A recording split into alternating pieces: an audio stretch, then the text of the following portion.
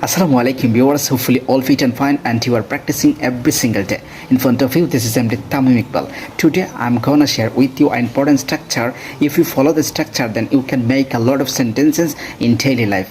So আজকে আমরা একটি নতুন স্ট্রাকচার শিখতে যাচ্ছি। কোনো কিছু সিদ্ধান্ত নিয়েছি, এটা আপনি ইংরেজিতে কিভাবে বলতে পারেন? হ্যাঁ, আজকে আমরা সেটাই জানবো। সেটার জন্য আপনি এই স্ট্রাকচারটা ফলো করতে হবে। I have decided to plus verb. আরও ক্লিয়ার হতে আমরা কিছু এক্সাম্পল দেখে নেই। আমি ইংরেজি শেখার সিদ্ধান্ত নিয়েছি। I have decided to learn English. আমি নিজেকে পরিবর্তন করার সিদ্ধান্ত নিয়েছি। I have decided to change my self.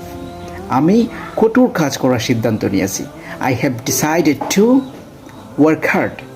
আমি লেখাপড়ার মনোযোগ দেওয়ার সিদ্ধান্ত নিয়েছি। I have decided to attention in my study. এভাবে আপনারা অনেক সেন্টেন্স মেক করতে পারেন।